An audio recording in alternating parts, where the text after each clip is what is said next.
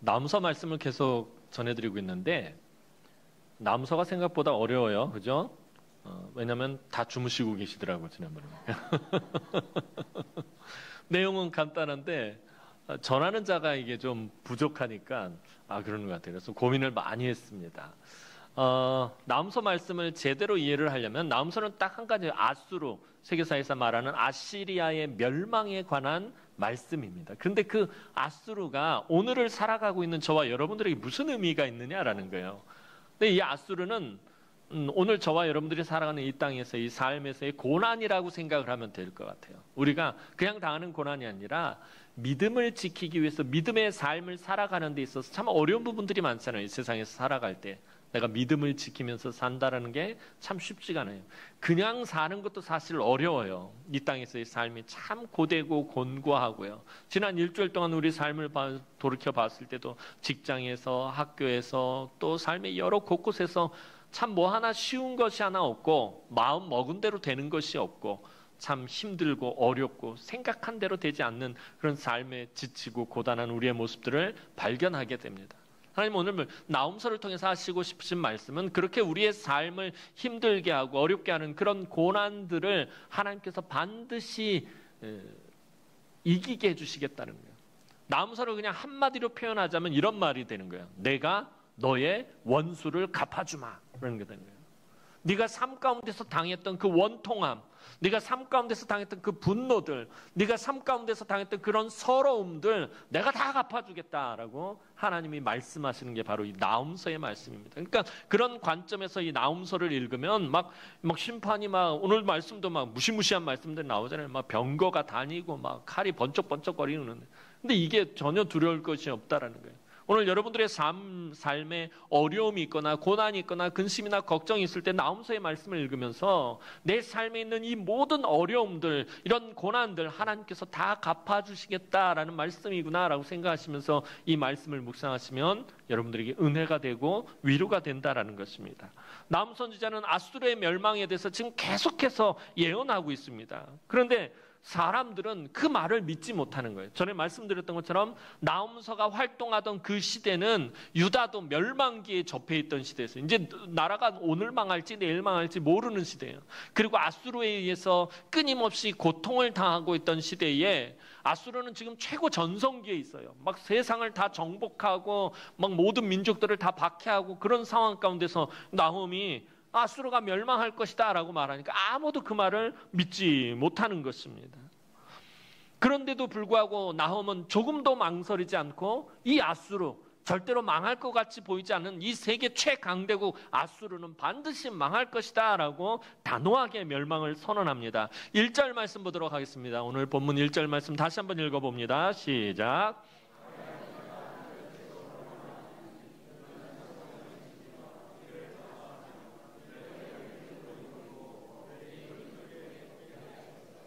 자, 오늘 보면 1절에서 2절 말씀하고 3, 4, 5, 6, 7절은 전혀 다른 말씀입니다. 1절에서 2절 말씀은 유다 백성을 향해서 하나님이 위로하시고 격려하시며 주는 말씀입니다. 1절 말씀 보면 파괴하는 자, 이건 아수르를 말합니다.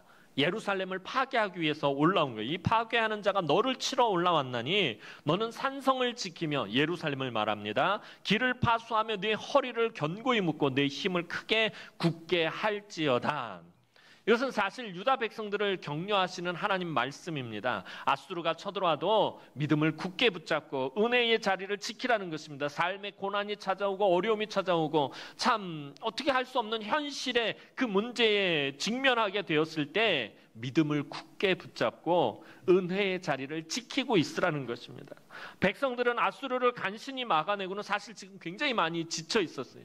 한 100여 년 동안 계속 아수르에 의해서 이 고난을 당하고 어려움을 당하고 이번에도 아수르가 공격해온 것들을 간신히 막고서는 지금 백성들이 다 진짜 차라리 죽는 게 낫겠다, 차라리 망하는 게 낫겠다라는 그런 거의 죽기 일보 직전의 지경이 있었어요. 이때 나홈은 아수르가 올라왔지만 끝까지 믿음을 붙잡으면 반드시 하나님께서 아수르를 멸망시키고 하나님의 백성들의 원수를 갚아줄 것이다 라고 선언하고 있는 것입니다. 자, 그렇다면 하나님은 왜 아수르를 멸망시키려 하느냐? 그것은 택하신 백성의 영광을 회복하기 위해서다라고 말합니다. 2절 말씀 보겠습니다. 2절 말씀 봅니다. 시작.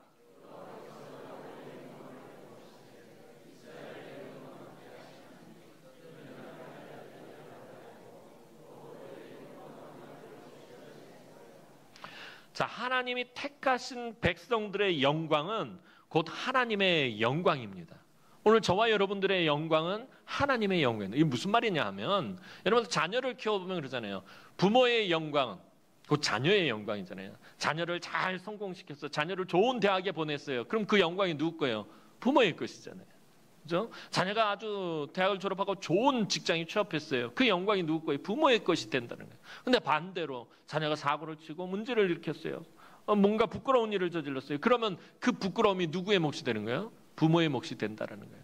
그러니까 하나님의 백성들의 영광은 하나님의 영광이 되는 거고, 그 하나님의 백성들의 수치는 하나님의 수치가 되더라는 것입니다. 자, 그런데 지금 유다 백성들이 어떤 상황 가운데 있어요? 큰 어려움을 갖고 있고 고난을 겪고 있다는 거예요. 자, 그런데 하나님께서 그들의 영광을 회복시키시는데 뭐라고 얘기를 하느냐면, 야곱의 영광을 회복하시되 이스라엘의 영광 갖게 하시겠다. 하필이면 야곱의 영광이라고 했을 거예요. 야곱, 자, 이삭의 아들, 아브라함의 손자 이삭의 아들 야곱. 야곱은 또 다른 이름이 이스라엘입니다. 이스라엘은 영광스러운 이름입니다. 축복의 이름입니다. 야곱은 다른 사람의 발 뒤꿈치를 잡는다. 부끄러운 이름이고요. 사실 되게 수치스러운 이름입니다. 야곱은 하나님의 뜻대로 살지 못하고 자기 욕심대로, 자기 욕망대로 살 때의 모습입니다. 그런데 야곱의 영광을 회복시킨다.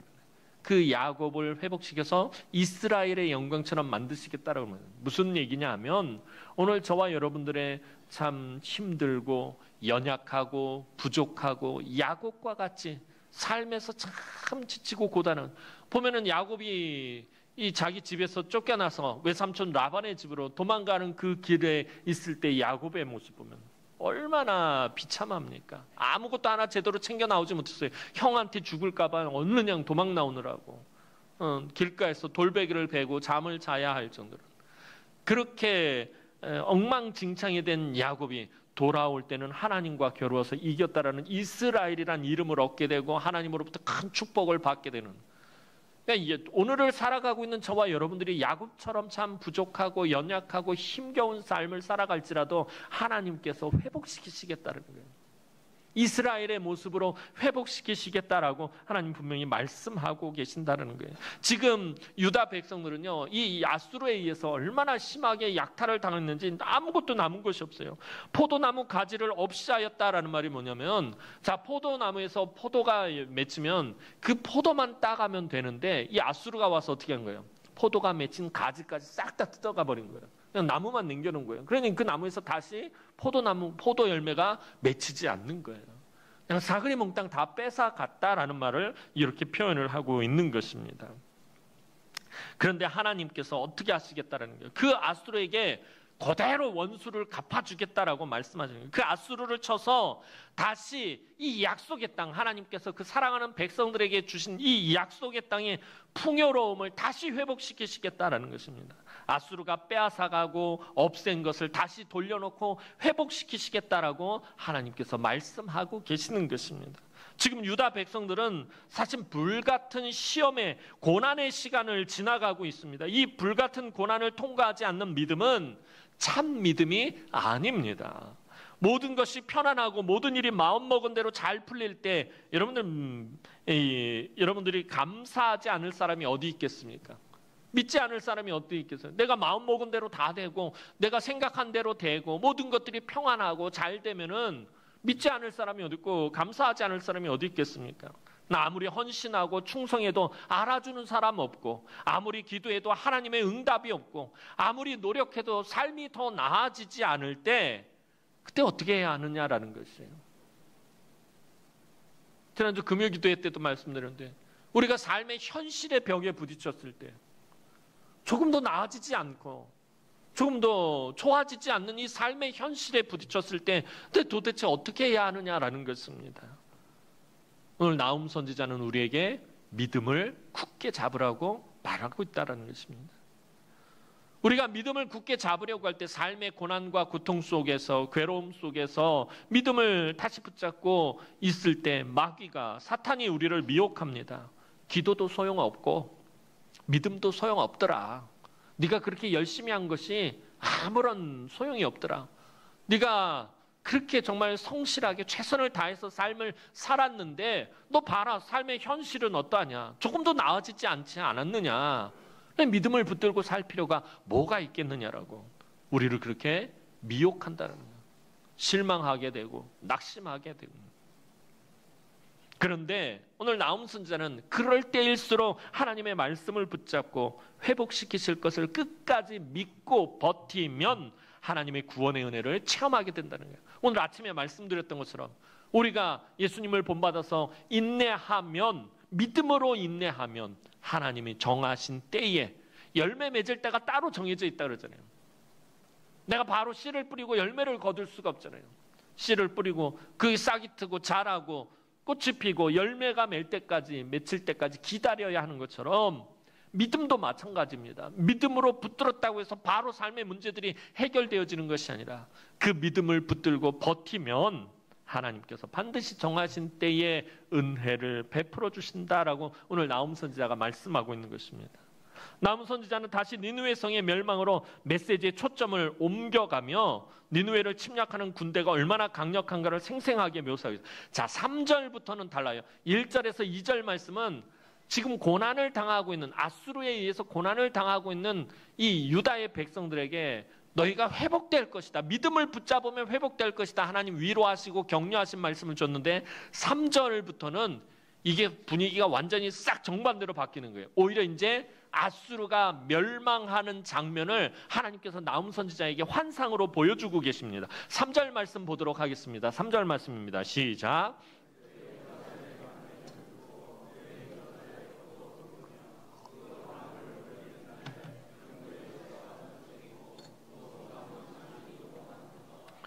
이게 그냥 1절부터 쭉 읽어나가면 3절 말씀이 마치 아수르가 지금 예루살렘을 침략하기 위해서 몰려온 것 같은 그런 느낌을 보는데 아니에요. 3절부터는 전혀 다른 이야기를 하고 있는 것입니다. 그동안 아수르에게 고통을 당해온 사람들에게 사실 이 3절 말씀은 믿을 수 없는 일입니다. 아수르와 싸워본 사람이라면 이 3절의 묘사, 막 붉은 방패와 붉은 옷을 입고 막 창이 번쩍이는 이 3절의 묘사는 평소 아수르 군대의 모습입니다. 아수르를 공격하는 군대라고 전혀 생각할 수 없습니다. 이 나홈이 붉은 방패를 들고 붉은 군복을 입은 군대가 사실은 지금 니느웨 성을 무너뜨릴 것이라고 말하고 있는 것입니다. 근데 이 말씀을 선포했을 때 당시의 사람들은 아무도 믿지 않았을 거예요. 왜냐하면 아수르는 지금 아직도 너무 강력한 나라이기 때문에. 세계사를 보면, 그러니까 이 3절이 이 아수르가 지금 오히려 공격을 당하고 있는 모습이라는 걸 어떻게 알 수 있냐면, 세계사를 보면 이 당시에 아수르가 주로 입었던 군복은 푸른색이라고 그래요. 청색 그 옷을 입고 전쟁에 나갔다고 합니다. 그런데 반대로 바벨론의 연합군들은 붉은색 군복을 입었다고 합니다. 그러니까 본문에 붉은 옷을 입은 군대는 바로 바벨론의 연합군이고 아수르는 이 바벨론의 연합군에게 지금 망하는 장면을 보여주고 있는 것입니다.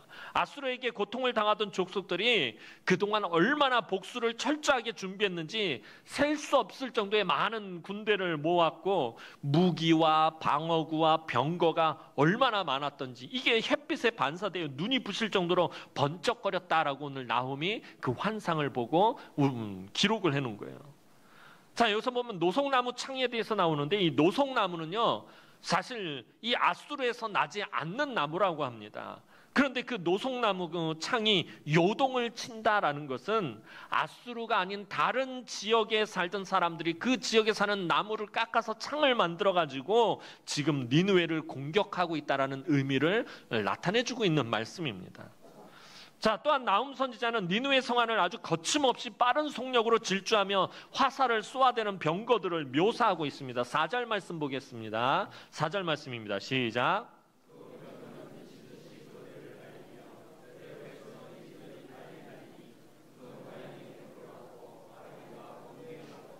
자, 3절부터 말씀은 분명히 니느웨가 지금 함락당하는 장면을 이 나홈이 환상으로 보고 있는 거예요. 그러니까 니느웨라는 그 성이 지금 적군이 쳐들어와가지고 그 성을 막 병거가 돌아다니면서 막 화살을 쏘고 불을 지르고 막 난리가 난 거예요.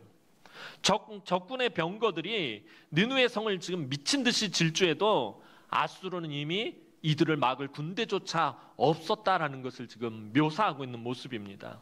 니느웨를 치는 병거가 거침없이 질주하는 모습이 마치 번개와 같다고 할 정도로 지금 그렇게 표현하고 있어요. 그런데 이에 대해서 니느웨 성이 방어를 전혀 하지 못하고 있어요. 그나마 반응을 하지만 너무나도 속절없이 당하고만 있는 모습이 그려집니다. 5절 말씀 보겠습니다. 5절 말씀 봅니다. 시작.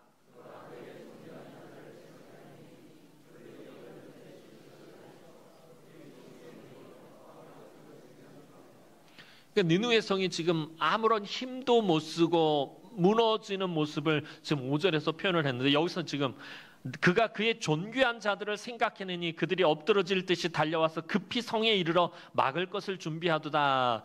여기서 이 존귀한 자들은요, 니느웨 성의 왕족들과 귀족들을 나타내는 말입니다. 보통 전쟁에 왕족들이나 귀족들은 나가지 않습니다. 그냥 일반 평민들이 또는 노예들이 군대를 이루어서 나가기 때문에 이 왕족들과 귀족들은 그냥 후방에서 성에 가만히 평안히 있습니다. 그런데 지금 이 니느웨 성이 얼마나 다급한지, 지금 막 함락되기 일부 직전이 얼마나 다급한지 이 왕족과 귀족들조차도 엎드러질 정도로 지금 맨발로 달려 나와서 죽기 살기로 방어하고 있다라는 것을 보여주는 모습입니다. 지금까지 니느웨 성은 적들에게 함락당한 적이 없습니다. 완전 난공불락의 요새였습니다. 그런데 나홈 선지자는 그 난공불락의 성이 얼마나 무기력하게 함락당하는지 그 환상을 너무나도 생생하게 지금 보여주고 있는 거예요. 자, 봐라. 너희들이 절대로 망하지 않을 거라고 생각하는 이 아수르가 이렇게 처참하게 속절없이 힘도 못 쓰고 무너지게 될 것이다 라는 것을 나홈 선지자에게 환상을 통해서 보여주고 있는 거예요. 당시의 세상 사람들은 아수르는 절대로 망하지 않고 영원할 것이라고 생각했어요. 너무나 강력했기 때문에. 전쟁에 나가면 도무지 패하지 않으니까요. 그러나 세상의 그 어떤 영광이나 권세도 잠시 잠깐일 뿐입니다. 하나님이 그 영광이나 권세나 힘과 능력을 거두어 가시면 그냥 물거품처럼 사라지게 되어 있어요. 그래서 하나님은 이제 아수르를 멸망시킬 바벨론이라는 무서운 군대를 준비하셔서 아수르를 멸망시키게 하셨습니다. 그런데 여기서 중요한 것은 아수르를 멸망시킨 것은 바벨론의 연합군이지만 붉은 방패와 붉은 갑옷을 입고 붉은 무기들을 들고 있는 무시무시한 바벨론의 연합군이지만 이들을 실질적으로 움직이게 하시는 분은 누구다라는 거예요. 주권자 대신 하나님이시다라는 거죠. 주권자 대신 하나님이 개입하시면 이렇게 아무리 강력하고 영원할 것 같았던 아수르가 그냥 순식간에 무너지게 되어 있더라는 것입니다.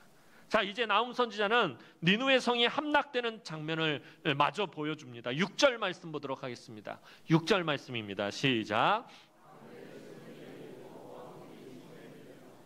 자, 아수르는 홍수가 온 땅을 휩쓸듯이 무섭게 쳐들어오는 적군을 향해서 대항할 능력을 완전히 상실했음을 지금 보여주는 거예요. 물이 막 밀려오듯이 홍수가 밀려와서 지금 일본이 보니까 막 그 산산이라는 태풍이 지나가면서 비를 얼마나 쏟아부었는지 길거리에, 아까 뉴스를 잠깐 보니까 길거리에 막 잉어들이 있어요. 물고기들이 길거리에 있어요. 강이랑 바다로부터 몇백 미터 떨어진 자리에 이게 막 범람해가지고 물이 막 들어서 장난이 아니더라고요. 걱정이 돼서 김규승 선교사님한테 톡을 띄웠더니 다행히 김규승 선교사님 있는 곳에는 아무런 피해가 없다고 그러네요. 얼마나 감사해요.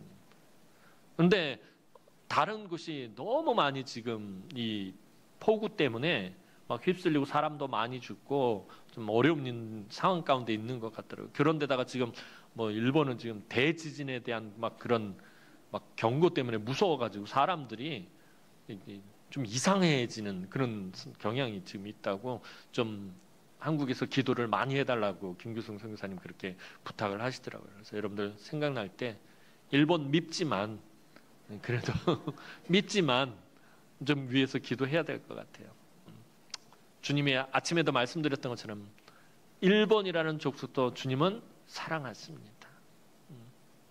아직까지도 빌고 또 빌고 계시면서 참고 또 참으면서 기다리고 계시는 그 주님의 마음을 우리가 헤아려서 또 일본 위해서 기도하시고 또 일본에 나가 있는 우리 김규승 선교사님 위해서 기도하셨으면 좋겠습니다. 전에 우리가 한참 막 정말 눈물을 흘리면서 기도했던 거, 주은이 주의 이즘에 당하는 것 때문에, 왕따 당하는 것 때문에 우리 되게 마음 아파서 막 기도했잖아요. 그래서 김규승 선교사님한테 다시 물어봤더니 많이 좋아졌다고 그래요. 이제 우리 성도들이 많이 기도해 주셔서 많이 좋아졌다고 너무 감사하게 생각이 들어요. 위에서 여러분들 계속 기도해 주시기 바랍니다. 자, 니누에 얘기하다가 일본까지 가버렸네. 자, 지금 니누에가 망하는 모습을 어떻게 설명하냐면 막 이 홍수가 밀고 와서 니누의 성을 무너뜨리는 그런 모습으로 지금 설명을 하고 있다는 거예요. 바벨론의 붉은색 옷을 입은 군대를 이 니누에는 막을 병력이 조금도 남아있지 않았어요. 그래서 이제는 도리어 그들에게 약탈당할 일만 이 니누에 남아있다라는 것입니다. 그동안 수없이 많은 성읍을 파괴하고 다른 족속을 약탈했던 아수르가 이제는 오히려 자기들의 성이 파괴되고 약탈을 당하는 신세가 될 것이다 라고 나움은 말하고 있다는 거예요. 하나님은 행한 대로 보응하시는 분이라고 구약 성경에서 계속해서 말씀하셨어요. 너희가 행한 대로 나는 보응한다라고 하나님 말씀하셔요. 아수르는 그들이 행한 악행 그대로 지금 심판을 당하게 될 것이다라는 거예요. 그들이 성을 부셨듯이 그들의 성이 부서지게 될 것이고 그들이 약탈했듯이 그들도 약탈을 당하게 될 것이다. 그러니까 하나님 말씀하시잖아요. 아까 처음 말씀드렸던 것처럼 내가 원수를 갚아주겠다. 내가 그대로 원수를 갚아주겠다. 하나님 말씀하시는 거랑 똑같은 장면이 연출되고 있는 거예요. 고고학자들에 의하면 이 니느웨의 성은 티그리스 강의 서쪽 둑에 세워진 성이었다고 합니다. 니느웨 성 중심에는 이 티그리스 강의 한 줄기가 흐르고 있었고요. 그리고 이 강을 이용해서 이 성 주변에 해자를 만들어서 깊고 넓은 해자를 만들어서 적군이 이 니느웨 성을 넘어오지 못하도록 그렇게 아주 견고하게 방어를 해왔다고 합니다. 그런데 하나님이 움직이시니까 이 강이 오히려 그들에게 불리하게 작용을 하더라는 거예요. 물로 견고하게 지켜오던 니느웨 성이 이제 물 때문에 망하게 됩니다. 바벨론의 연합군은 이 티그리스 강의 강물을 다 막았다가 한꺼번에 이 문을 열어서 많은 물이 니느웨 성을 범람하게 해서 성의 모든 것들이 다 쓸려가게 그렇게 전략을 짜서 니느웨 성을 함락했다고 해요.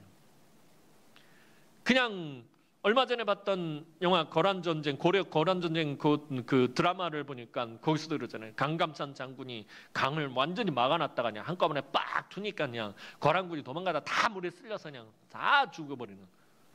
대체적으로 역사 속에서 이 수공이 굉장히 큰 위력을 발휘합니다. 을지문덕 장군도 그랬고요. 이 수공은 살수에서 이 당나라군을 완전히 괴멸시켜버리는 거예요. 그런데 지금 니느웨도 똑같은 일을 당하는 거예요. 바벨론 군대가 와서 티그리스 강을 다 막아놨다가 물이 한참 모이니까 그때 한꺼번에 딱 터가지고서 물이 그냥 니느웨 성을 그대로 쳐가지고 니느웨 성이 완전히 휩쓸려가게 만들어서 그렇게 니느웨 성이 망하고 맙니다. 자, 7절 말씀 보겠습니다. 그 망하는 모습 마무리를 이렇게 짓고 있어요. 7절 말씀 봅니다. 시작.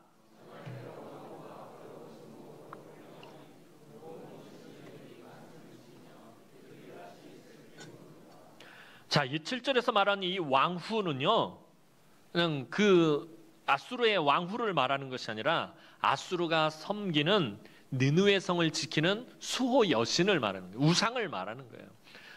각 나라마다 자기 성을 지키는 그런 신들이 있었어요. 이 니느웨 성은 니느웨 성을 지키는 여신이 있었습니다. 그거를 지금 왕후라고 표현을 하고 있는 거예요. 그 여신, 니느웨 성을 지키고 있는 그 여신을 치장하고 있던 모든 것들을 다 벗겨버리고 그냥 그 여신상을 들고 바벨론의 군대가 그 여신상을 뺏어가지고 지금 돌아가는 모습을 표현하고 있는 것입니다. 이 하나님께서는 니느웨의 수호신까지 포로로 끌려가게 하심으로 아수르를 이 땅에서 완전히 멸절하신 것을 지금 선언하고 계시는 거예요. 근데 이미 하나님은 1장에서 아수르의 신들과 우상을 다 멸절하겠다라고 이미 말씀을 하셨습니다. 바벨론이 니느웨의 신상을 포로로 끌고 갔듯이 나중에 똑같은 짓을 또 하잖아요. 바벨론이 어디서? 예루살렘을 침략해가지고 예루살렘을 함락하고 나서 보니까 예루살렘에는 신상이 없는 거예요. 이 유대인들이 섬기는 여호와라는 신이 있는데 신상을 만들지 않고 있는 거예요. 그러니까 이 바벨론이 예루살렘을 침략할 때 돌아가면서 무엇을 가져가요? 성전에 있는 성전 기구들을 싹 긁어 모아 가는 거예요. 신상이 없으니까 성전 기구들을 다 끌고 가는 것입니다. 이것은 그 나라와 족속이 완전히 망했음을 선포하는 고대 전쟁 관습이었대요. 그러니까 이 나라가 완전히 망했다라는 것을 어떻게 표현을 하냐면 그 나라가 섬기는 우상을 혹은 신상을 싸그리 몽땅 다 빼앗아 가지고 가면 이 나라는 완전히 망한 것이 된대요. 그러니까 니느웨 성을 함락하고서 니느웨 성을 지키고 있는 여신상을 싹 끌고 가고 예루살렘을 함락하고 나서 예루살렘 성전에 있는 기구들을 싹 다 가져가는 거예요. 바벨론이 그렇게 한 게 그게 고대 전쟁 관습이었다고 합니다. 그래서 니느웨의 신상이 끌려갈 때 그 신전에서 섬기던 여자들이 나라의 멸망을 바라보며 비둘기처럼 슬피 울었다라고 나훔이 말하고 있는 것입니다. 자, 그런데 7절 보면 정한대로라고 말하고 있어요. 이 말은 이미 말씀하신 대로 선포하신 말씀 그대로 된다라는 뜻입니다. 니느웨의 멸망은 이미 하나님이 오래전에 선포하셨어요. 하나님의 말씀은 한 글자도 어김없이 이루어지게 되었습니다. 하나님 이미 니느웨의 멸망을 누구를 통해서 선언하셨죠? 우리가 올 초까지 살펴봤던 요나 선지자를 통해서 이미 하나님 말씀하셨다는 거예요. 100년도 훨씬 전에 하나님은 요나 선지자를 통해서 니느웨의 멸망을 이미 선언하셨어요. 그때는 니느웨의 왕과 백성들이 어떻게 하죠?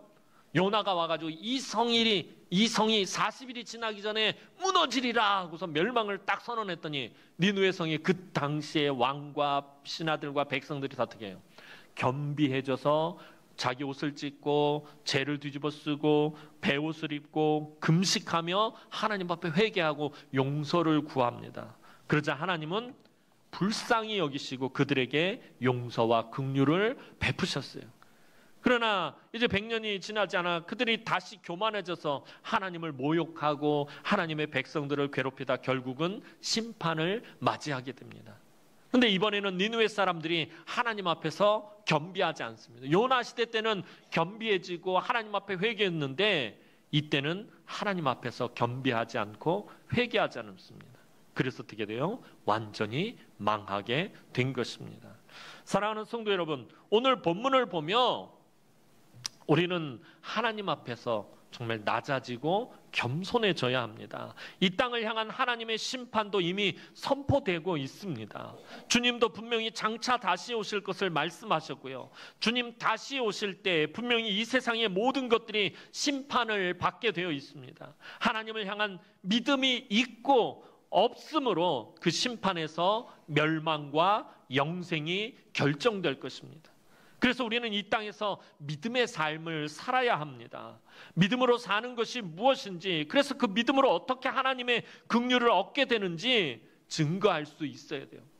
늘 그래서 제가 여러분들에게 강조하는 말이 있거든요. 도대체 예수 믿는다는 것이 무엇인지 우리 깊게 고민하고 생각해 봐야 된다는 거예요. 그냥 단순히 예수 믿고 복 받는다, 그런 1차원적인 그런 신앙이 아니라 내가 왜 예수를 믿는지, 그리고 예수 믿는 사람으로 어떤 삶을 살아야 하는지 정말 깊게 고민해 봐야 된다는 거예요. 오늘날 무너져가는 한국 교회를 바라보면서 정말 세상에 이 지탄의 손가락을 받고 조롱의 손가락을 받고 있는 우리 한국 교회가 어떻게 변해야 될지 여러분들 정말 고민하며 우리가 신앙생활 해야 한다라는 것입니다. 그래야 하나님 기뻐하시는 믿음의 삶을 살 수가 있기 때문입니다. 오늘 저와 여러분이 비록 삶 가운데서 고난을 당할 때가 많습니다. 요즘 계속 고난에 대한 이야기를 말씀을 드렸는데 삶이 정말 하루도 편할 날이 없는 것 같아요. 하나 문제를 해결하고 나면 또 다른 문제가 터지고 또 그 근심과 걱정, 그게 지나가고 나면 또 다른 근심과 걱정이 찾아오고 때로는 정말 감당하지 못할 정도로 힘겨운 일들이 삶에 계속해서 찾아오는 것을 우리 보게 됩니다. 예수 믿는 사람이든지 예수 믿지 않는 사람이든지 이 땅을 살아가는 모든 사람들은 고난 가운데 살아갈 수밖에 없어요. 그런데 오늘 나움 선지자를 통해서 하나님이 말씀하시고자 하는 것은 비록 삶 가운데서 고난을 당하지만 믿음이 있는 사람들은 그것으로 망하지 않는다라는 것입니다. 왜냐하면 하나님의 영광을 위해 부름을 받은 자들이기 때문이다라는 거예요. 오늘 저와 여러분들이 하나님의 영광을 위해서 부름을 받은 자들이다라는 거예요. 저와 여러분들이 멸망하면은 하나님의 영광이 사라지게 되는 거예요. 아까 말씀드렸잖아요. 저와 여러분들의 영광은 하나님의 영광이고 저와 여러분들의 삶의 모든 것들은 다 하나님을 위한 것이기 때문에 그래서 하나님이 우리가 비록 고난을 당하지만 이 땅 가운데서 그러나 그 고난으로 인해서 망하지 않게 하신다라는 것입니다. 하나님은 고난을 통해서 저와 여러분이 영광을 얻게 하십니다. 결국에 악한 세력은 그 행한 대로 심판을 받아요. 그래서 성경이 이 세상에서 악한 사람들이 이 거짓된 사람들이 부정과 부패를 일삼는 사람들이 더 잘 살고 더 잘 먹고 그러는 것들을 보고 배아파하지도 말고 그것을 보고서는 분노하지도 말라고 그래요. 왜냐하면 그들은 그 행한 대로 반드시 심판을 받게 될 것이기 때문이에요. 믿음의 사람들은 반대로 그 믿음으로 구원의 은혜를 풍성하게 누리게 될 것이다 라고 하나님 분명히 말씀하고 있다는 거예요. 그래서 오늘도 여러분들 하나님 부르신 목적대로 살아가며 여러분들의 삶 가운데서 비록 여러분들 힘들고 어려움 또 고난과 고통과 근심과 걱정과 염려와 시험과 환난이 끊이지 않는다 할지라도 그것 때문에 여러분들이 망하지 않는다라는 사실 기억하시고 믿음으로 끝까지 싸워서 이기고 승리함으로 하나님의 영광을 나타내는 우리 남은의 성도들이 되길 주님의 이름으로 축원합니다. 기도드리겠습니다. 사랑과 은혜가 많으신 아버지 하나님, 은혜와 사랑을 진심으로 감사를 드립니다. 하나님, 이 땅을 살아가다 보면 참 힘겹게 살아갈 때가 많습니다. 근심과 걱정과 염려가 끊이지 않고 힘겨운 삶의 문제들이 찾아오고 속상하고 마음 상하고 하나님 상처받고 괴롭고 고통스럽고 눈물이 멈추지 않고 또 아버지 하나님 건강을 상하고 또 물질 때문에 어려움을 겪는 끊임없이 우리의 삶의 어려움들이 끊이지 않습니다. 이런 모습들을 보게 됩니다. 그러나 이것으로 인해서 우리가 망하지 않음을 하나님 이 시간에 고백하오니 늘 하나님 우리 삶 가운데 함께 하시고 우리를 위로하시고 우리를 붙들어 주셔서 이 땅 가운데서 하나님의 영광을 회복하는 삶을 살아갈 수 있도록 은혜를 베풀어 주옵소서. 감사드렸고 예수님의 이름으로 기도하옵나이다. 아멘.